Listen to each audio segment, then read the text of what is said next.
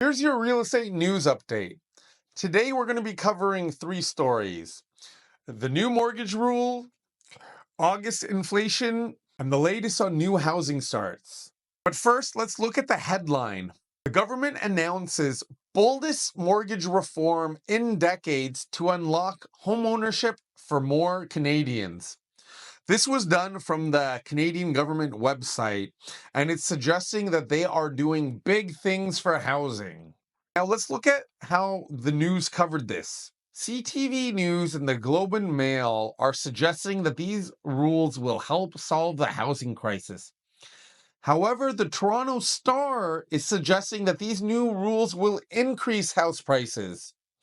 It's interesting to note the different angles that these different news agencies have on the same story. Now, let's go into the meat and potatoes of the story. First, the government has increased the price cap for insured mortgages from 1 million to 1.5 million.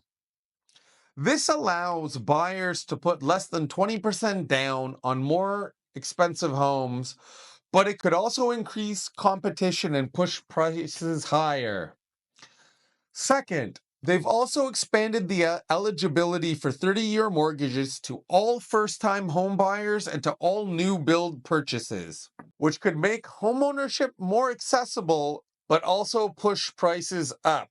Next, the inflation print for August is out and it's reported at 2%, but analysts have suggested that it could be lower when you factor in that the higher interest rates caused inflation costs to go up, such as shelter costs. The second thing is that during the COVID pandemic, they changed the metrics of how they looked at inflation, so it could be easier for them to show that inflation is going down.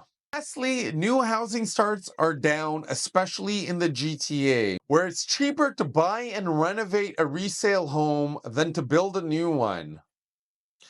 I believe they made these mortgage changes in part to help in new housing starts. What do you think? Will these new mortgage changes help people enter the housing market, or will it just increase housing prices?